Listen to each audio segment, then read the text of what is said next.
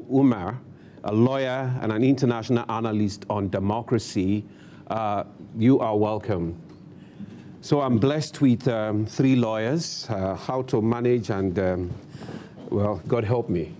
Now, let's kick off. We said earlier on, before we went on break, that we're going to talk about the next level agenda of this administration. We know that in the past 3-4 years has been foundation laying. The government has been able to do so much.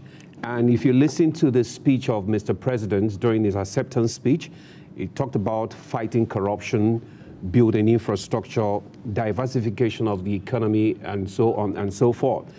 But before we come to discuss on this next level agenda, let's go to Kaduna Network Center, where we have, where they're standing by there. Abdullahi Mohammed is in Kaduna. Abdullahi, what's the state of thing in Kaduna? How are the people receiving the news there?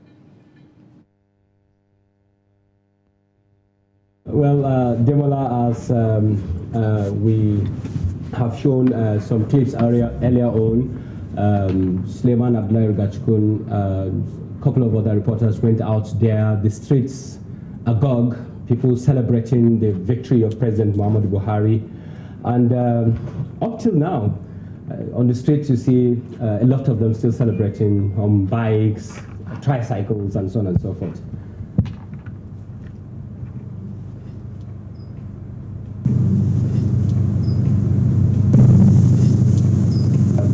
Mohammed Ali, thank you for joining us. Thank you very much. Good evening, Nigerians. Thank you, Mohammed Ali. Before I come and start talking to you, Mohammed Ali, I would like us to take one report packaged by Benny Adams. He has looked at what happened at the Murtala Square today as part of celebrating the victory of President Muhammadu Buhari. In fact, the governor of the state was also there, and a lot happened there. Stunts, music, dances, and so on and so forth. Let's just take a look at what he brought for us. The celebration here at the Murtala Mohammed Square can best be described as the climax of all celebrations here in Kaduna, as the young, the fast, and furious have converged here to celebrate the victory of President Muhammadu Buhari since the announcement in the wee hours of this morning.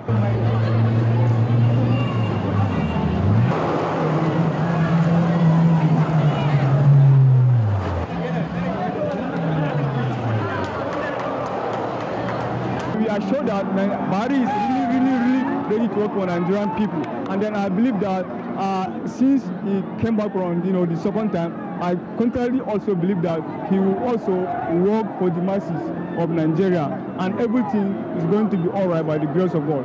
Governor Ahmed Nasir El-Rufai, accompanied by the Senator-elect Kaduna Central, Uba Sani, joined the youth in the celebration.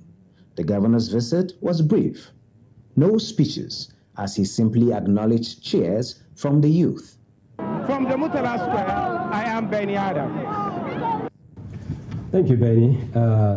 Mohammed Ali, you have seen what has happened at Murtala Mohammed Square. Yes. What's your take about the kind of, the number of people that have attended that gathering and the kind of mode of celebration? Well, the people there are in their thousands, and that is the height of ecstasy, expressing their joy over the victory of Mr. President in the just concluded general elections.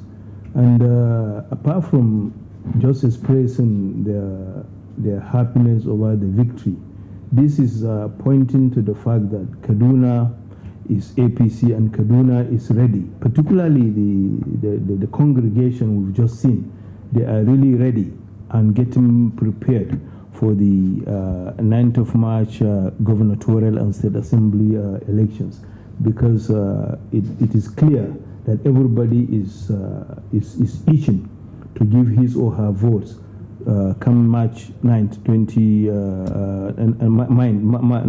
9th of March, when we'll all file out in order to exercise our civic responsibility of voting for a governor and members of state assemblies.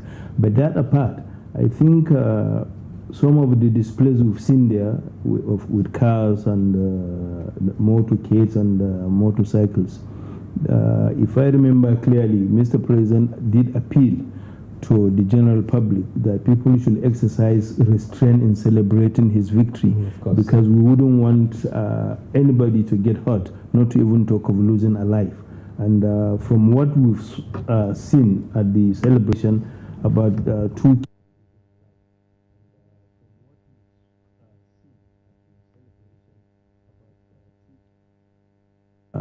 is most unfortunate, and the president will not actually be happy to hear that, you know, his supporters also as a result of celebrating his victory. Yes. So this is why whatever we are doing, we must do it with some restraint. I think the best, rather than organizing, you know, rallies like these with people falling off vehicles and motorcycles, we rather should go and organize tea parties where people will drink as much coffee and you know, partying with coffee. I think that would be much you know, better than putting yourselves, you know, to the risk of getting hurt, or someone may even lose his life. Of course. Yes. Earlier on, we talked about you know, general expectations of Nigerians from the government of President Muhammad Buhari. A new mandate has been given to him. Yes. What's your take? Yes, the expectations are high, but the first thing that we need to know is the president is not a magician, so people have to exercise a lot of patience, because I do remember at the beginning of this first term, he was christened Baba Go-Slow. This, I think, is not supposed to be, because he is a person that is very calculated. Whatever he wants to do, he wants to take his time to study it and make sure that whatever decision that he takes remains the final decision. So the first appeal we have to make to Nigerians is we should exercise some restraint. And Mr. President intends to run an all-inclusive government where everybody will be involved and everybody will actually have one or two things that will engage him or her, so that together we'll be able to build a better Nigeria, a very and strong democracy, as it were. But most importantly, I think some of the expectations from Nigerians has to do with how best we can improve on education, healthcare delivery system, electricity, which is very fundamental. With electricity, we'll be able to have most of our industries back, on run, and that will create or generate more employment for the youths. We have so many youths that are unemployed now. With a very stable electricity generation, we'll be able to create more jobs for the citizenry. But most importantly, Mr. President wants to address squarely the issue of corruption, insecurity, and of course, he will have a very good look at the economy so that things will work and work properly for Nigeria and Nigerians. What are those things that you expect that should have been taken care of at the first tenure of the president that has not been taken care of, and you expect that, you know, this time around it should be, you know, given a kind of attention that can be taken care of, that can be taken care of squarely? Well, the president came, the first tenure of Mr. President came at the time Nigeria was at the brinks. So he has to do extra work in order to get us to where we are today. Principally, Nigeria was almost collapsing because of the problem of insurgency. At the time he came in, 17 local government areas were ceded out of this country. They've been under the control of insurgents. But we thank God and we thank the efforts of Mr. President. He was able to look at the issue squarely and address it the best way it should be addressed. First, by appointing new service chiefs across board and insisting that the command operational center of Operation Lafia Dole should move from Abuja to Maiduguri. That, I think, was the magic wand that gave us victory against Boko Haram. Although, as we speak now, there are pockets of attacks here and there. This is just a sort of the group are in their dying stages, but trying to pretend that they are still alive and active. They are not. So these are some of the issues I think that preoccupied the first 3.5 years of Mr. President. He is looking at other areas of roads construction, infrastructural development, rails, etc. All these are ongoing, but most importantly is the issue of security. Because apart from the northeast, the northwest region, Katsina, Zamfara, and some locations within Kaduna State are also suffering from the ravages of insurgents. So efforts are being made to ensure that security is provided all over the place, to ensure that the issue of kidnapping, cattle rustling, and the killing of human life is stopped within the shortest possible time. So these, I think, are some of the major issues that will occupy the first few weeks or months of Mr. President during his second tenure after May 29. But certainly, he needs the support of each and every Nigerian so that together we'll be able to defeat insurgency in our country and start the journey of setting a very durable and credible democracy. Because with what we have seen through the elections, this is the first time, this is about the freest and cleanest election we have had ever in this country. Apart from the incidents we had in Rivers where about 16 lives were lost, 1 life in Oyo and 1 in Lagos, there was no reported incidents of any violence. But I think what happened in Rivers, issues that were created by members of the opposition in order to influence the outcome of the electoral process. That, I think, is basic.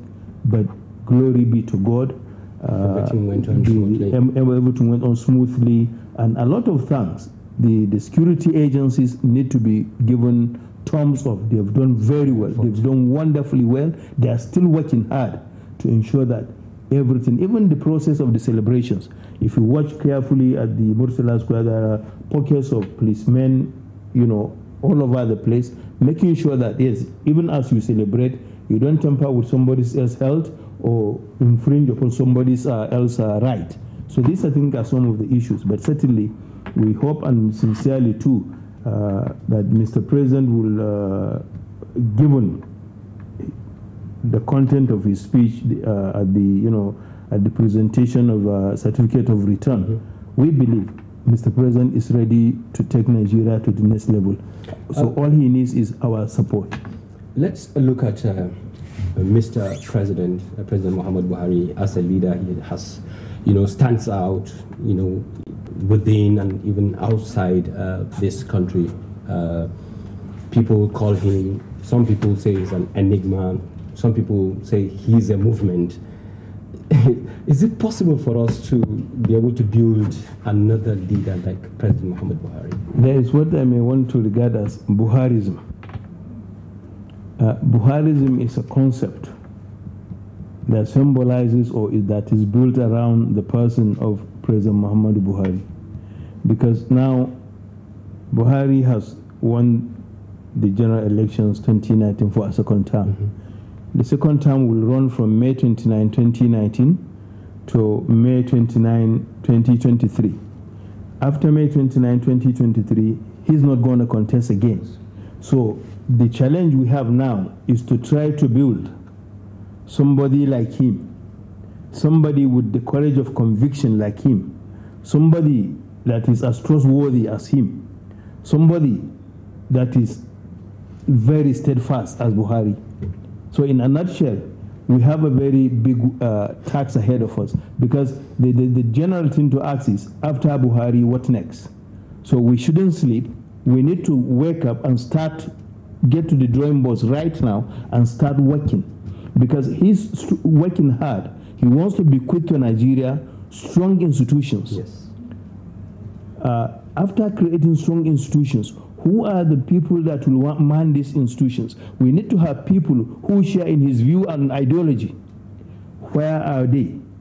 So this is the search that we have to embark upon now, so that after 2023, we'll see the projection or the continuation of what he has built. Otherwise, if we don't do that, then we'll end up destroying what he has built over these 8 years that he will be on the throne of leadership in Nigeria. And God forbid that. So God forbids that. This is why we have to keep our hands closed and start working hard to identify people that can actually fit into his shoes, sustain, and in order to sustain the momentum of the change mantra which he has brought. So this essentially is what. Okay, I'll come back to you, Nechefi, Mohammed Ali. We'll take a kind of a one-on-one interview that Benny Adams conducted with a representative of the Arewa Consultative Forum as a kind of fallout of the victory of President Muhammadu Buhari. Benny, what have you been able to discuss with the representative of the ACF? Over to you. Thank you very much, studio. Since the announcement of President Muhammadu Buhari's victory this morning, Nigerians both at home and abroad have continued to react. And the Arewa Consultative Forum is not left out of this, as I have with me the National Publicity Secretary of the Arewa Consultative Forum in person of Muhammad Ibrahim Biu. For the fact that he has laid solid foundation in terms of economic recovery, in terms of fighting against corruption, in terms of providing employment, and also this agricultural revolution. And I think based on this, Nigerians have expressed their will in the ballot box for him to continue. So I think it's a good omen for Nigeria as a whole. Arewa Consultative Forum has joined in congratulating Mr. President. What are the expectations from now going forward? Well, the expectations is that first and foremost, he should consolidate on the gains of his administration in the first term. And secondly, we urge him to make this government, the new administration, inclusive, so that other groups or sections of this country will not feel left out of the scheme of things. These are our expectations. And we also want to appeal to other contestants to concede defeat and congratulate President Muhammadu Buhari, because most of them are true Democrats who have who cherish the ideals of democracy, and the way the elections have gone. On the overall, one will say that it has been fair, free, and credible. We are aware that there are some other ugly incidences here and there in terms of ballot box snatching, in terms of insecurity, thugs attacking people, even killings of people in some other areas. But all the same, on the general note, you will find that the elections went on smoothly. The results so far declared confirm or reaffirm that President Muhammadu Buhari was overwhelmingly elected by Nigerians. Okay, that was the Publicity Secretary of the Arewa Consultative Forum in person of Muhammad Ibrahim Biu, giving us the stand of the Arewa Consultative Forum, which is about Mr. President consolidating on the gains that he had achieved in the first term and the second time and moving forward. From the Arewa Consultative Forum Secretariat here in Kaduna, I am Benny Adams. It's over to you in the studio for the continuation of Nigeria Decides. Thank you very much, Benny Adams there. From the discussion there, you heard Ibrahim Biu. 3 key issues that he talked about. Yes. First of all, sustaining the momentum, which we have already, talked about. We've discussed that. One other basic, issue that he's raised about agriculture. Yes. What's your take? Where are we? And then, what exactly do you expect Mr. President to, put up or add to what he has done? Mr. President is very, very committed to the issue of food security in Nigeria. If we have a recall, we cast back our minds to his first leadership as a military head of state. The issue of agriculture was given a priority of place, and at that time, everybody was made to go back to the farm, and Nigerians knew what we reaped from, returning to the farms at that time. And even now, as we speak, from the year 2015 to date, he has brought a lot of changes in the agricultural sector, so much so that today we don't import rice. Most of the rice we eat are homegrown, and by every standard, some of these rice that we produce here are much better than the imported rice, because some of these imported rice what they are because they are chemicalized. Some of them have overstayed and so on, and they are just brought in here, and people go and buy them. They are not even nutritious to start with, because they have overstayed for so many years. Storage. They've been chemicalized and so on and so forth. So this idea of encouraging rice farming in Nigeria is a great thing. It has added a lot of value to the issue of food security in this country, and the farmers are living witnesses to this testimony that I'm making now. So I believe Mr. President will add more as far as the issue of farming is concerned. The farmers will be assisted with inputs and all the necessary things they require in order to make farming more attractive in this country. And if that is done, I think I will begin to see in the not distant future that we'll begin to export our own rice too, rather than importing rice. We'll begin to export rice, even if it is within the African subcontinent alone that we can sell our products.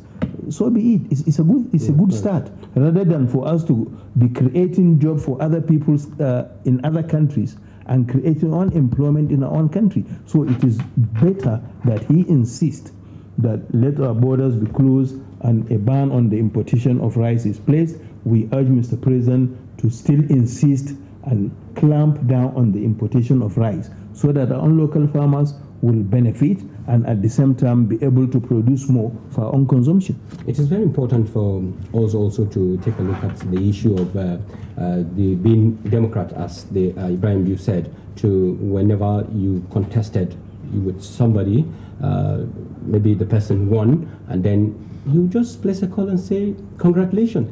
It has become part of the Democratic Senate, and yes, we know what follows if you pick up the phone and call your opponent and then congratulate him or her. Tell us how. I had expected that by Monday afternoon, former Vice President Atiku Abubakar would have called, or should have called, Mr. President to congratulate him, conceding defeat. And if he had done that, he's not just doing it to himself, he's doing it to Nigeria, because that will project Nigeria and Nigerians as being great Democrats, people who accept defeat, because we have to be good sportsmen, and being a good sportsman is to accept defeat whenever you are defeated, because there is always another time and another day. So I will want to use this occasion to appeal to Alhaji Atiku Abubakar to please, in all honesty and sincerity, accept defeat. Nigeria is greater than any one of us or groups. Let him accept defeat in good faith. There is always another day, and only God knows what he has in store for him tomorrow. So let him wait. There is another time and there is another day. This is just my own appeal, and I think before me, his media man Dele Momodu has equally made the same call through his Twitter handle, that urging him to accept defeat and congratulate Mr. President. If he does that, actually he will become he will be acclaimed internationally, and only God knows what will follow in terms of sort of a hero. Certainly he will become a hero. Yes. Thank you very much, Mohammed Ali, for coming to our studios. I think that's much we can take from Kaduna Network Center, Nigeria Decides. Demola Adeoye, standing by in Abuja to continue the program. Mr. Demola. Yeah, thank you, Abdullahi. And you're welcome back to Abuja studios, Nigeria Decides. And before we joined our Kaduna Network Center, we told you that our next discussion was centered mainly on the next level agenda. And let me start with Aliyu, Abdullahi. We're talking about, when the president, the acceptance speech of the president, if you listen to it, he talked about the government is going to renew efforts, especially in the area of security, restructuring the economy and fighting corruption. Thank you. Thank you, Adebola. You see, in that president's speech was really inspiring. I mean, he said a number of more of actually a number of things beside those areas of governance. He said he will focus on a government of inclusivity. Yes. And no part of Nigeria or will be left out. Will be left out. That is really very important. It is a remnants of what he actually stated on his inauguration day when he said, I'm for everyone and for nobody. Yes. I mean, then now this coupled with that, because we know that there are feelings of disenchantment from some quarters feeling like, maybe we are not included, even though the policies and projects of this administration will disagree actually with the feelings of this disenchantment, because almost every part of Nigeria has something to take from it's like a bowl of fruits. Everybody is taking something. And that leads me to the discussion of next level. Next level. Where are we now? And where are we headed? And this is its picture, if you will just bear with me so that we can get this. When this administration came in, you see, Nigeria, let me start with the economics. With the economy, we were a single economy, mono-product dependent country. That's oil. That's all we actually depends on. And what happened? We came at a time when the international price of the crude oil crashed due to no fault of this government, due to no fault of Nigerians. It's just because other people were finding oils. Other people were finding alternative to oil. So the price crashed. Then now, due to our own faults, the production level dropped from 2.2 million barrels a day to about 500,000 barrels a day. Now, due to sabotage, because the Niger Delta Avengers felt the government was actually inching closer towards some people that really want the government to go there. So, but thank God we solved that situation. Now, President Muhammad Buhari and his government did something wonderfully on the economy, which has not been successful since in the past 2 decades or so when we came back to democracy. What did they do?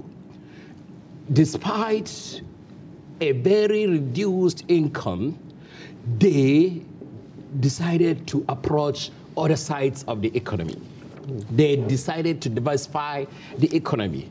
Agric, we have been hearing about agric, some of us, from people my age. We had how agric used to be the bastion of our nation's economy before. But when we started growing up, we don't see people going to farms. The only people we see in farms are few farmers in the rural areas, in the villages, and those don't have the capacity to really make it into something, turn it into something. Our ports, they don't export nothing. Before, we had stories they were exporting cocoa. We were number one in exporting cocoa, rubber, and a lot of commodities, groundnuts, and things like that. Now, along the line, because of oil, and this is what the people call, especially Europeans, call the Dutch disease. When you found a natural resource, you abandon other resources that you can actually utilize. This is what we found ourselves. So, but government of Muhammad Buhari now successfully diversified into agric. He introduced the Anko Barrow funds. He actually made this conscious effort to make people to return to farm. We saw the revolution in rice. And why was that? He had a meeting with the former president, President Jonathan, and he asked him, in all the years you spent 6 years, you have actually received this amount of money as income. What have you done this? Because I haven't seen rods, I haven't seen power, and this thing, what have you done? And the answer, and this the president told us in many fora, I think even covered by this station, and the answer by former President Jonathan was simple. He said, I did two things. I paid for fuel subsidy, one, and I paid for food for Nigerians. He said, what foods? That was the answer of President Muhammadu Buhari. He said, rice. And even you, if you would do these two things, you won't be able to build roads, you won't be able to put power to Nigeria. That's the only thing you can do. And that was a wonderful lesson the President Muhammadu Buhari learned from former President Jonathan. Then he had to make a conscious effort. We saw the results. We reduced the imports, the rice import bill to this country by 90%. This data from the Ministry of Agri, MBS, and Ministry of Information put it at Nigeria saving $5 million a day from non-importation of rice. What we used to do, now don't do it. I myself, I'll give you an example. Before Buhari's administration, except of father rice, I've never eaten local rice. I've always, since at least my adult life, I've always eaten Thailand rice. But I think since 2016, I'm telling you, unless if I've eaten it outside, but in my house, I have not eaten foreign rice.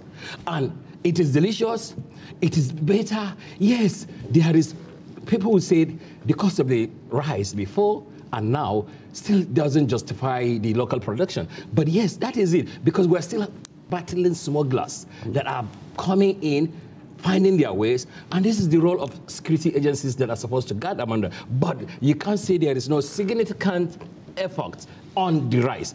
That is one, you see. Then you look at infrastructures, because what are the situation of our roads before the coming of this president? There are some roads that were either the road from my town or to my town in Gombe was done before the independence, before 1960 to Gombe. There were many roads to Lagos. The one I used to take to Lagos from Lokoja, from Abuja to Lokoja, Okene, Owo, to meet Akure and then enter the expressway. It was done by PTF. Same Buhari when he was chairman of Petroleum Trust Fund. Now, under this administration, we saw roads being constructed. Lagos-Ibadan Expressway is being constructed. East-West Road is being constructed. Abuja to Kaduna to Kano. He completed Kano to Maiduguri, linking about 4 states on that road. Enugu to Port Harcourt has the entire southeast states on that road. I know it's not completed, but some sections are being worked on. The work is still going on. Then we have roads that were done through the Skook bond between Lokoja side, inside Edo State, a lot of roads, federal roads, being done. There was never a government where we saw this massive infrastructure like road being worked on. Now, this government completed Abuja to Kaduna rail, which was at about 80% when they came in. The Abuja rail, light rail, which was almost also about 70% when they came in. Now, here is the kicker. Here is the good news.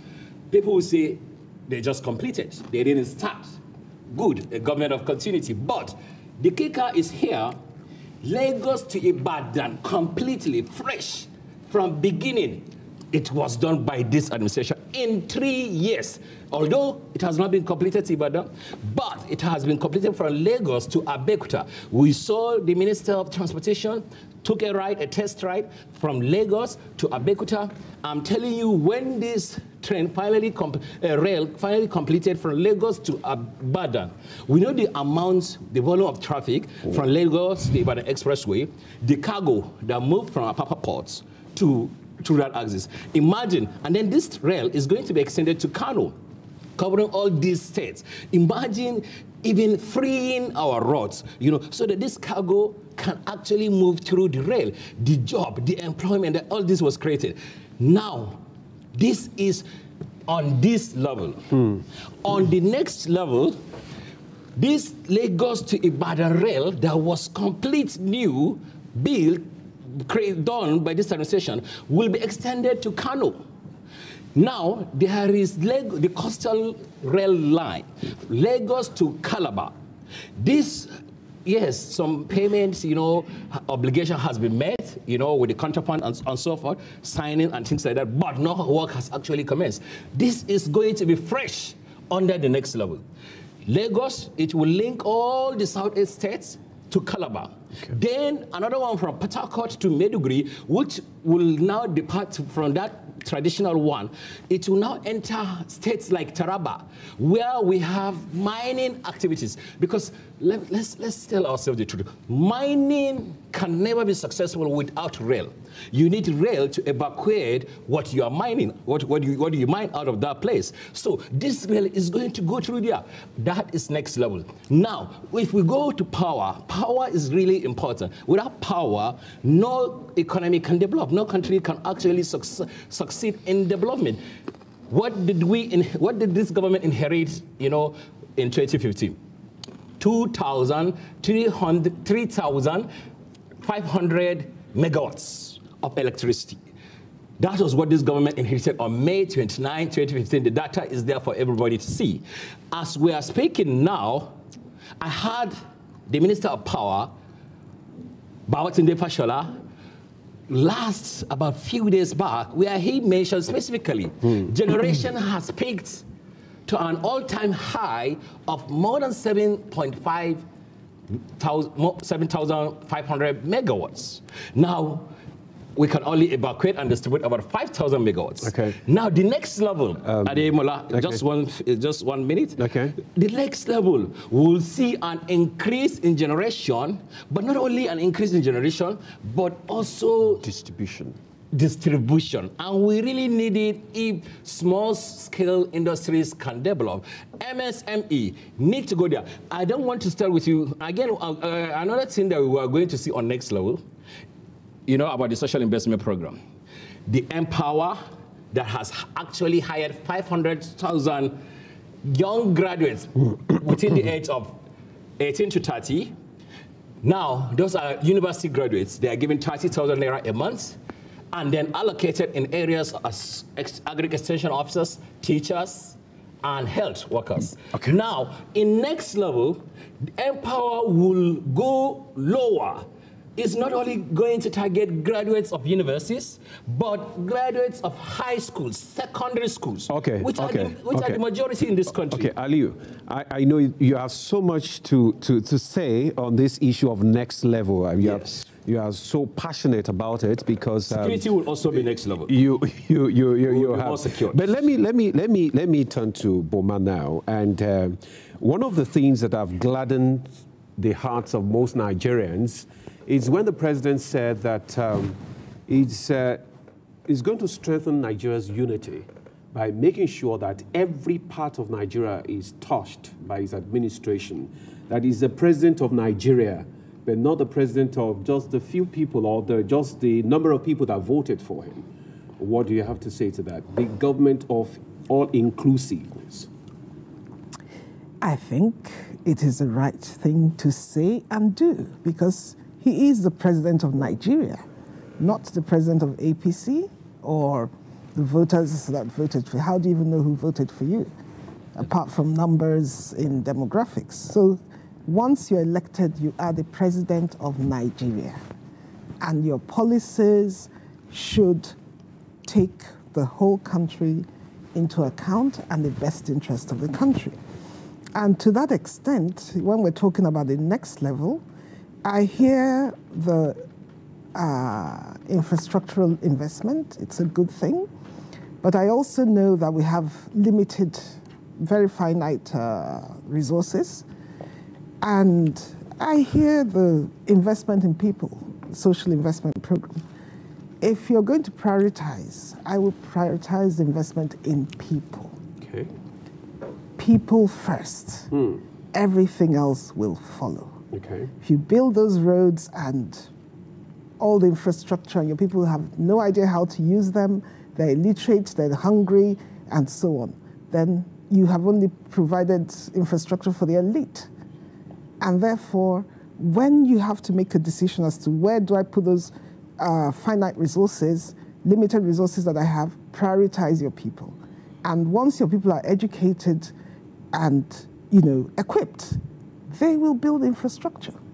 So we take it one step at a time. I like the social investment program. I like the holistic approach. And I hope that that will be prioritized in the next level, because it's not only feeding children at school, they're using local farmers to supply food to those children. They're using moms to cook for the kids. So it's an all-inclusive program that is really, for me, the way to go.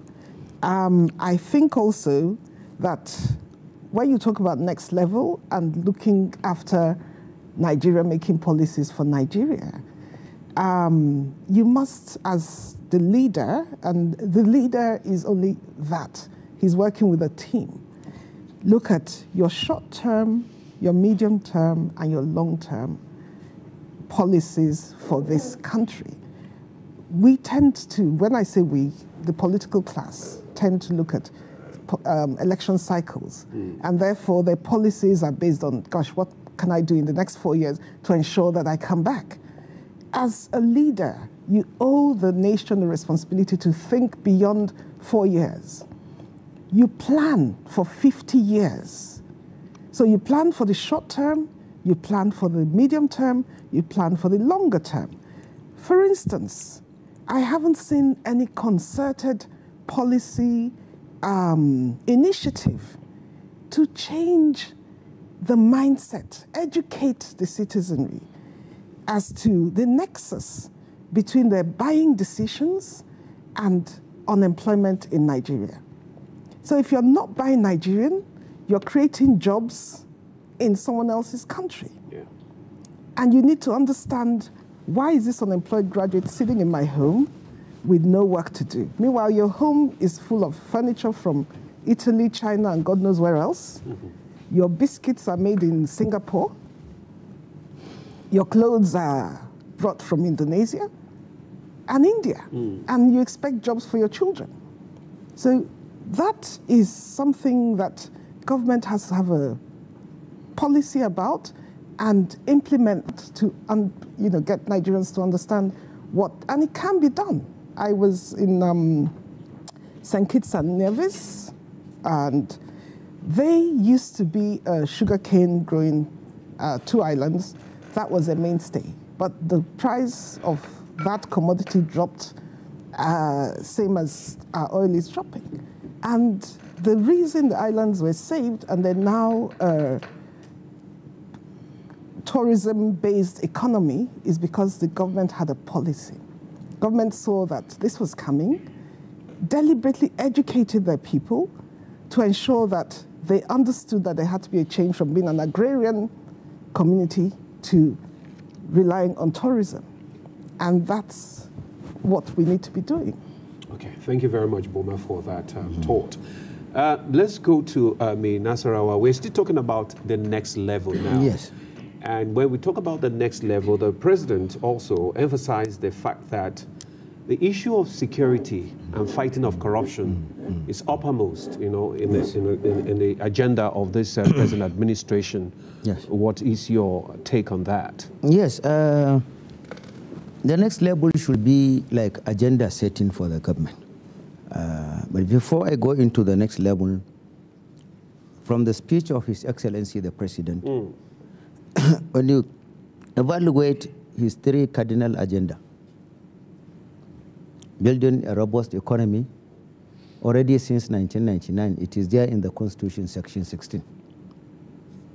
The issue of fight against corruption, it has been there since 1999, Section 15, subsection 5. In fact, it's made mandatory for the state, which talks about the governors, the chairman of local government, the senators, members of the armed forces, members of the judiciary, the legislature, But all we need to see is to harmonize for everybody to believe that he is part and constituent of the state, so that it will not be seen it as Buhari's program. Let it be a general program of the government. Whosoever is a constituent of the government should partake in this. On the third one, the issue of insecurity, that one too has been there since 1991. Section 14 of Section 2 of the Constitution even defines is that the primary responsibility of every government is security of lives and property and welfare of the citizens. So all we need to do is the president to try to harmonize using provisions of Sections 3, 4, 5, and 6 to harmonize for all-inclusive style of administration of governance, so that the National Assembly will see themselves as part and parcel of the government. So that when President Buhari brings about bill to establish anti-corruption court, they will not see it as Buhari's project. When he now brings the bill, for example, to establish Election Offences Commission, they will not see it as Buhari's program. When there are all these treaties signed by Buhari, multilateral and international treaties on behalf of the federal government, they will not jettison it and say it's Buhari's submission. When President Buhari presents budget for the federation, they will not dump it for 9-10 months without giving it attention, simply because it comes from the president. So President Buhari should consider himself, under Section 130, it is said that he is a chief executive officer of the federation. So he should galvanize and command all the components of the government under him. That is one thing he should do at the next level. The second thing he should do at the next level is that, which is very, very fundamental, very, very germane, because without that one, whatever you will say, it will just be a talk show. You should have competent cabinet. You should have competent cabinet. People that are rich in contents of experience, credentials, and character. These are the type of people we need. If you don't have any of this, if you are the type when the president keep, Ghana must go back 4 in number. One filled with Holy Bible, one filled with Holy Quran, one filled with the Constitution of Nigeria, one filled with bills or bundles of money. If they ask them to come and queue and see which of them will drain down. Anybody that picks his hand in the one for money or the Constitution or whatever, should be able now to determine where his allegiance is. Whether his allegiance is to money or to the Constitution of the Federal Republic of Nigeria. That is the other one. The third thing he should do is that this is one of the 3 things that made me to even raise emotion to the extent I cried 3 times in the media, especially last year. I cried 3 times. Number one, Mr. President, our nation is drifting into the bricks of ethno-religious cleavages. It's very dangerous for Nigeria. This is not the Nigeria the founders of Nigeria's independence got for the nation. It is most unfortunate as we are celebrating 52 years or 53 years in power. Some people are still talking about separatism. I must commend Lai Mohammed. He is one minister that ran astutely for nation building, national integration, national cohesion, in tandem with the provisions of Section 15, subsection 2 of the Constitution. We should be able to evolve nationalism, patriotism, and discipline. We should be able to have cabinet made up of people that we will call statesmen. Not old people, but statesmen. People that have Nigeria over and above the interests of their office, over and above the interests of their tribes, over and above the interests of their section. People that respect the provision of Section 10 of the Constitution that prohibits state religion in Nigeria. We should be able to have real nationalists that believe that it is not by their choice that they are born into a particular tribe or particular religion, but they are from one source. Everybody we see is from Adam and Eve. So we need evolution of that leadership. The next one I want to see is, which is very, very important equally, because you are incubating potential danger if you don't address it. All this power and the rest are palliatives. Give young men employment. Give young men employment. It is very, very important. Give them employment, not sandwich kind of palliative measures. They should be given employment. They should really be seen not to be cannon fathers of those that are established in the society. We want a situation whereby all these bushes that we are having, the Sambisa forest, Sarkin Yaki forest or Sarkin Power forest in between Kaduna and Abuja, where these kidnappers are taking their field day. What is the name of this bush in Kano State? The one in Zamfara State, all that is Falgore. All these bushes, including the one in Birnung Kogo, the one in Lansado, all these bushes, the president should see the possibility of getting international investors so that you come and graze down into farming lands. It is when there are those bushes that criminals will be having a fine place to hide.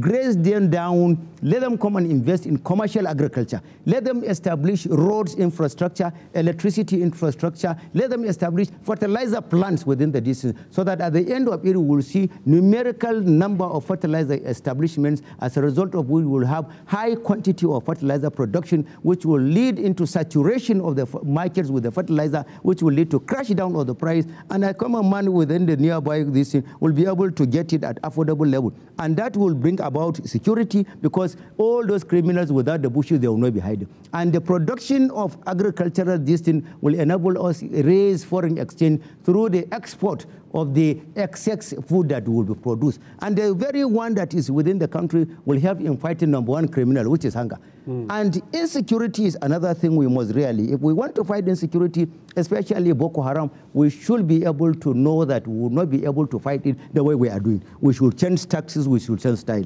Boko Haram fight in the northeast is an unfortunate phenomenon because Nigeria is surrounded by Francophone countries. All we are doing is internally within our country. You cannot succeed in dealing with Francophone nations without the support of their mother country, France. It is very important you get Switzerland and you get France into coalition for you to fight Boko Haram. You should bear in mind that the sensitivity of the location of Northeast, for example, if you take the road, that corridor of Sambisa Forest, for example, going through the Cameroon axis, it can lead you into where Al-Shabaabs are doing their troubles in the North Central Republic. If you take this area of Mount Dara Mountains from the area of the Lake Chad Basin, going up there, it will take you to Libya, and from Libya you will find yourself into the Al-Qaeda of the Maghreb, the North African countries that have the hangover of the revolution that had taken place, the Arab Spring. And if you take Niger Republic, for example, from Niger Republic down to up to Burkina Faso, down to Mali area, the totality of this area is an enclave of the Islamic states of West Africa. So you have this multilateral distance because terrorism is a matter of international dimension. You cannot fight it alone. Bearing in mind very fundamentally that France will not be willing to come and help Nigeria except if we are prepared to protect their economic interests. Because ab initio or anything, they are there essentially to entrench their economic interests because of the oil deposits we have there, and that is the reason why the president should equally go about trying to exploit oil so that we'll be able to have basis for national stability. If there are oil in many parts of the country, some people will not be seeing other people as parasites in the community of one Nigeria. And at the same time that they diversify, you have spoken about solid minerals. We have not seen it practically seriously entrenched.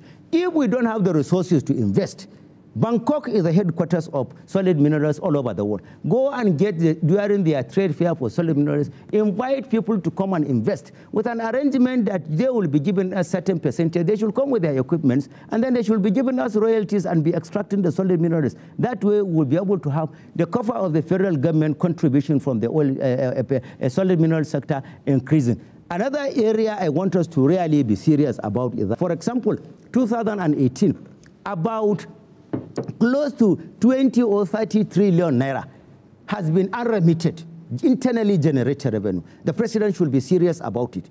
Any institution that is supposed to be a revenue-generating agency that generates and refuses to refund into the national treasury, we want to see really decisive action taken regarding the leadership of those establishments. They should really be fired. They should really be dealt with. We need serious people to be given commitments, serious people to be given responsibilities. Those that are nonchalant should be flushed out. We want Nigeria to accelerate within this period of his second coming as 4 years. We want to see competent people in his cabinet. We want to see people that know the definition of nation builder, patriotism, disciplined people, people that are prepared to spend on any toe, no matter what affinity or relationship, so that nepotism will not be the excuse or the certificate for somebody to scot-free out of justice in Nigeria. We want to see Nigeria really taking its course as a leader in Africa, it is not just like that with the JBO leadership, say you are the champion of anti-corruption in Africa. You should be able to translate that into really practice so that we'll be able to see it in Nigeria. Yes, that Nigeria really has a leader who is capable enough to galvanize and decide to lead Nigeria,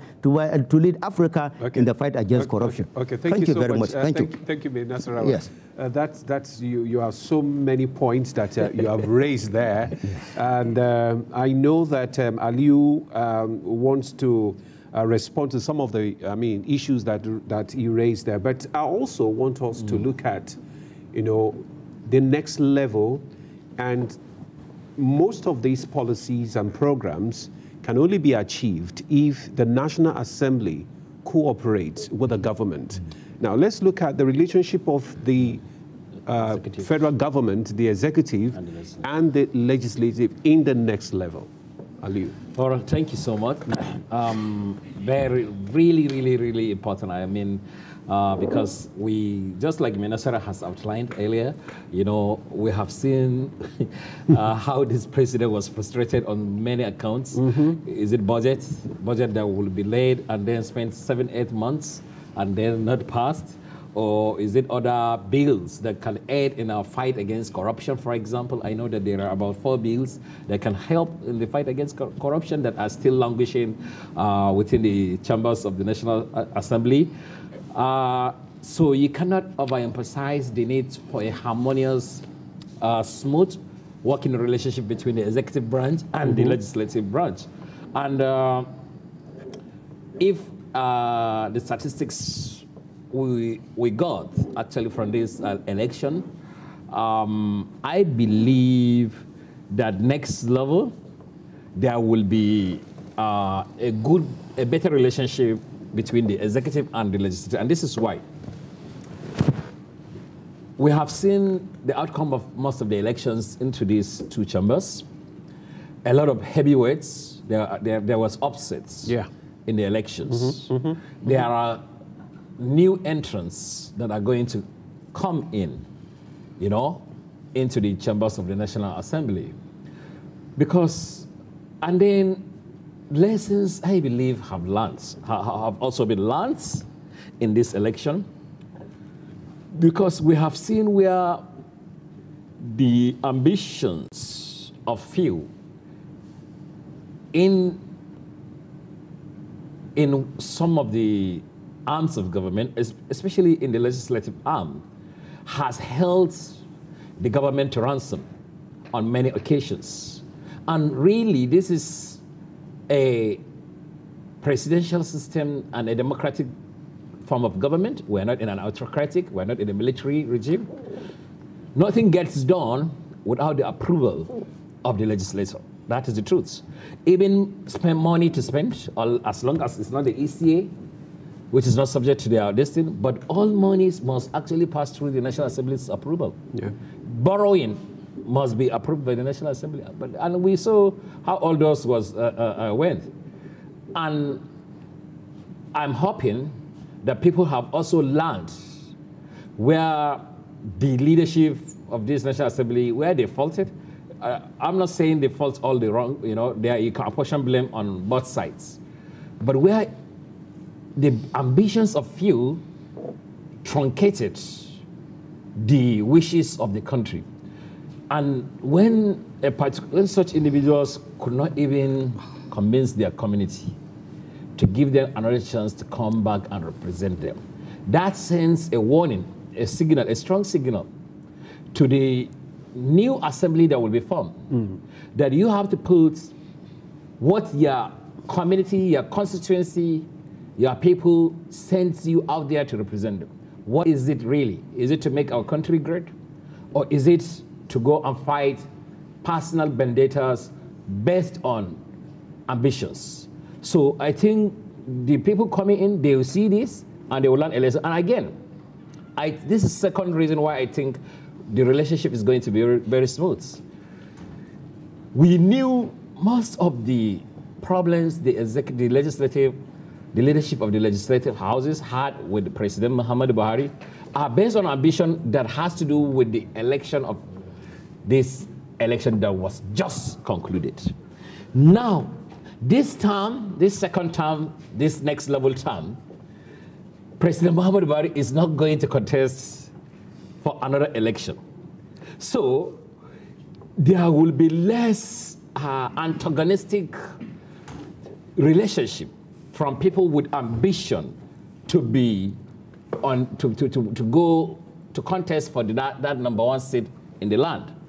So they have no reason to continue to sabotage or try to stop him from whatever he wants to do for political reasons, because he is no longer a competition or a contest going forward in 2023. So people will look for other opponents out there, but for the president, we expect to see a good relationship that will move.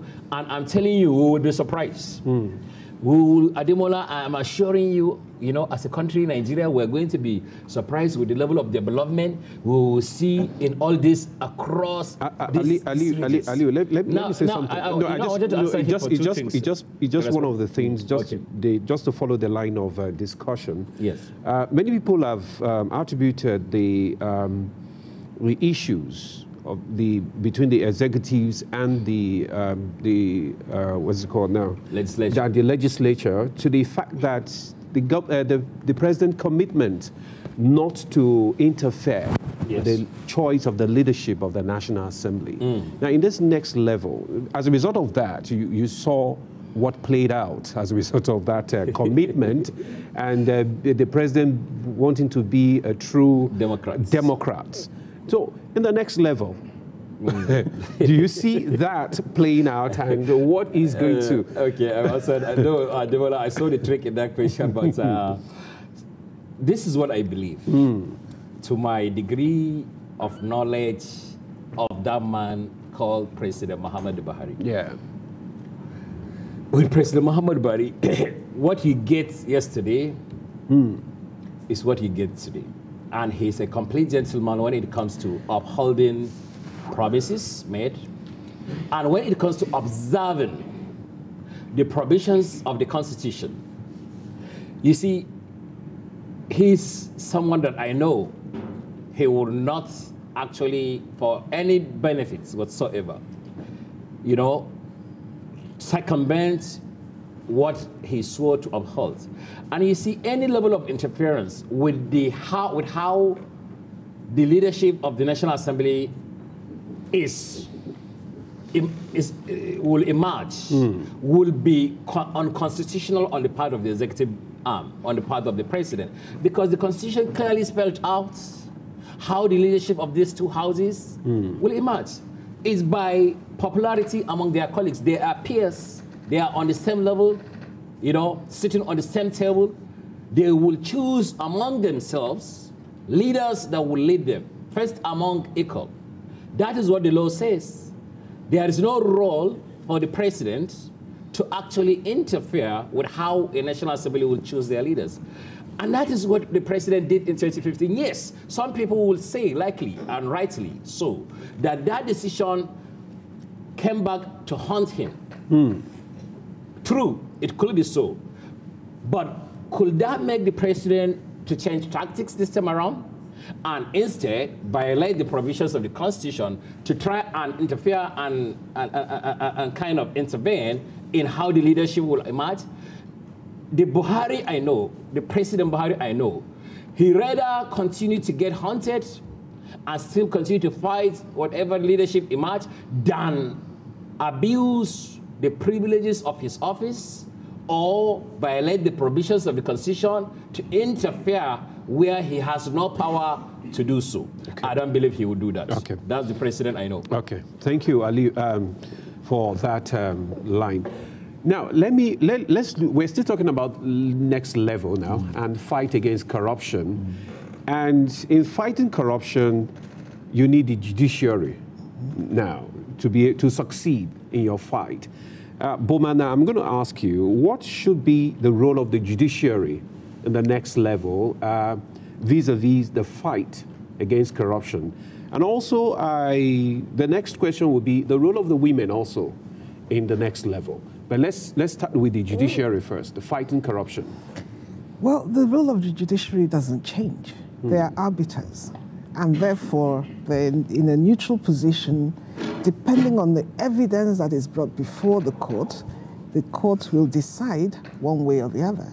So in fighting corruption, the focus should be on the quality of investigation and evidence that will be adduced before the court in order to achieve a conviction. We have too much media trials going on. You know, the way investigations are conducted, and I prosecute for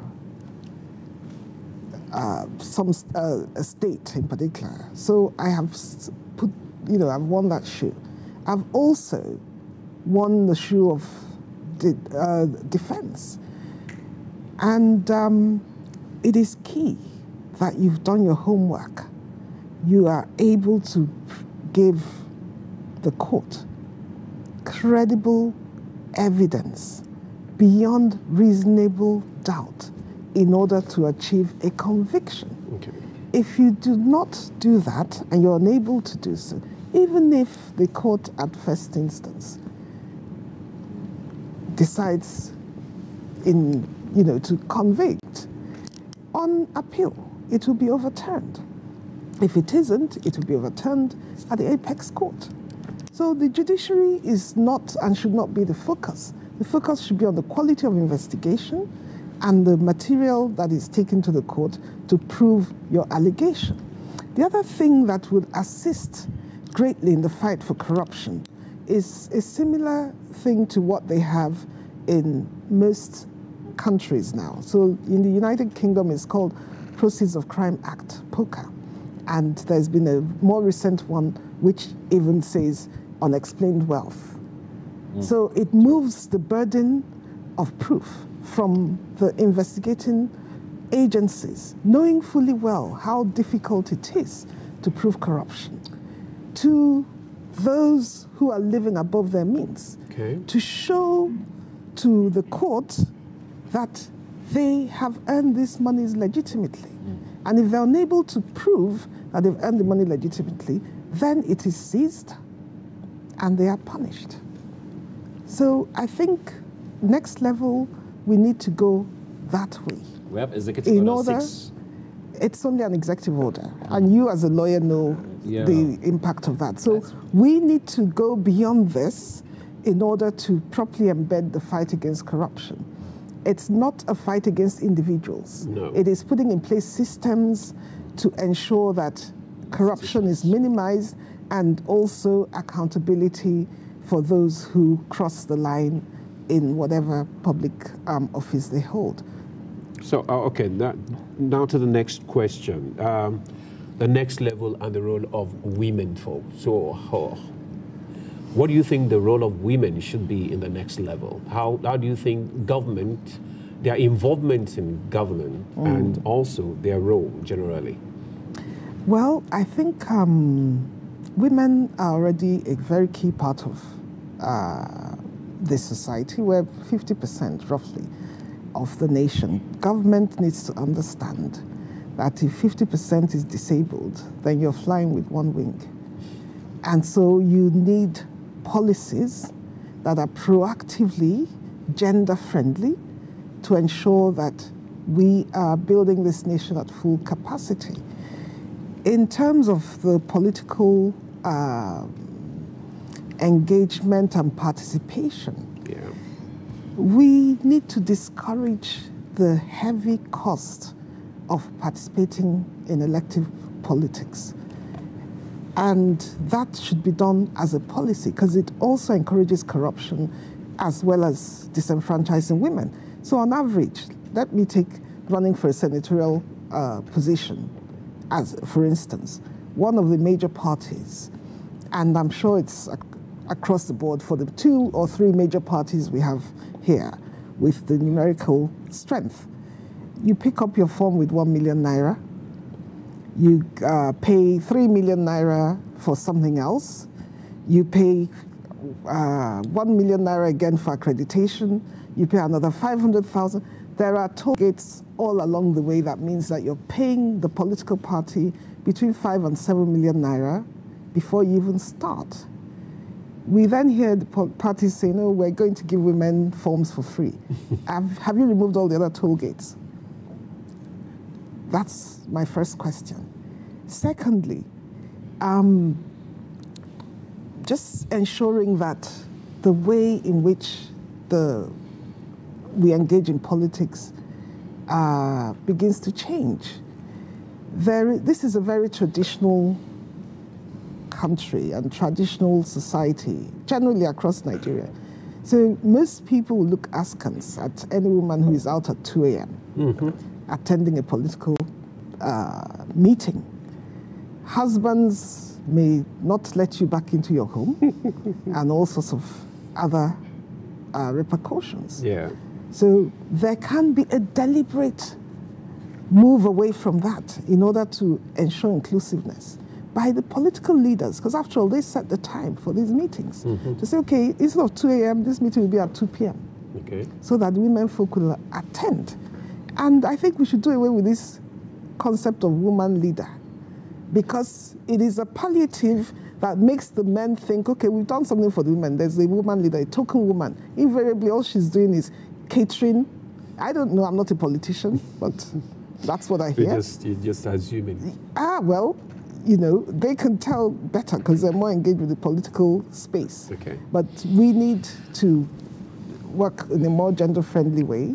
There have to be policies that ensure that women are able to engage and engage in a way that enables work-life balance, because they are the major and first carers in society. Okay, thank you very much. Engaging women more in policies. And the one of the major challenges that this present administration had in the last 4 years is the issue of fake news and hate speeches. And it bothers more on the media, the role of the media in this instance, now that we are going to the next level. Yes.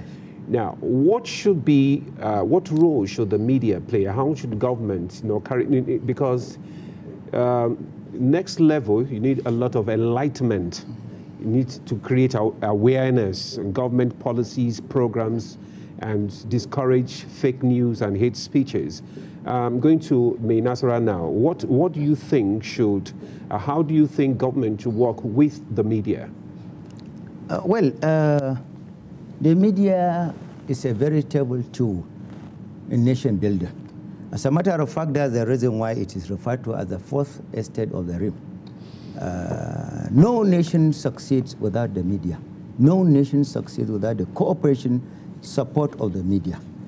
Therefore, if you are needing the cooperation and support of the media to succeed, it is imperative upon you should open a new chapter of supporting media, supporting by legislation, supporting by infrastructural assistance, supporting by even creating the conduciveness on the environment under which the media will discharge its onerous constitutional responsibility as provided in Section 22 of the Constitution of the Federal Republic of Nigeria. The media has important role to play, constitutionally speaking.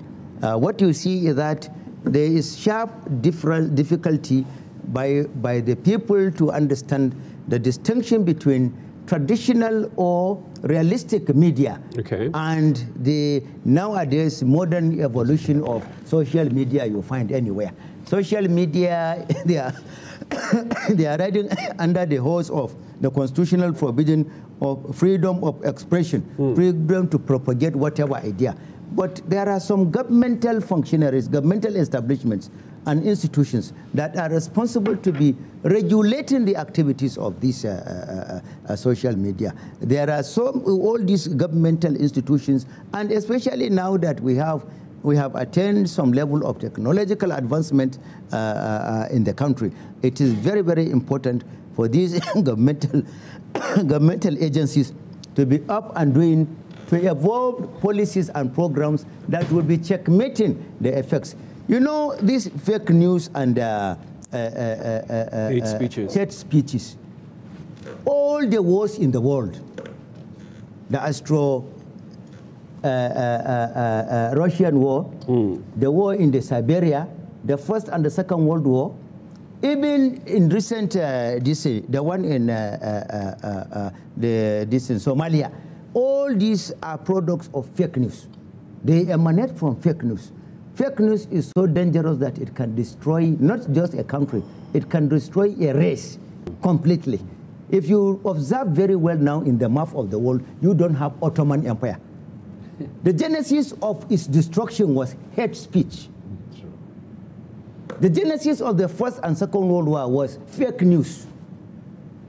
So this type of things is just like an issue of a small bushfire.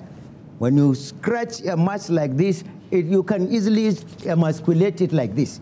But when you allow it to germinate into gigantic fire, probably you need a mighty water from the ocean to quench it down. So this is the problem. It should be seen as a collective responsibility by everybody to sanitize the society. And we have to go back to our traditional foundation.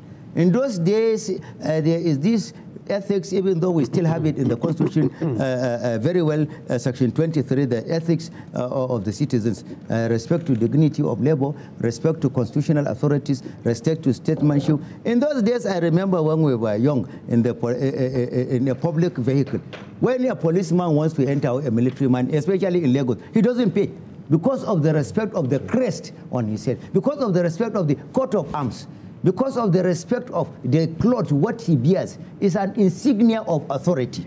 People should be able to be respecting authorities because they believe that God decides to make us as a country so that we'll have decorum in the way we do our life. That is the whole essence of it. And people go about it out of ignorance. There are governmental agencies that should go about campaigning against hate speech and fake news.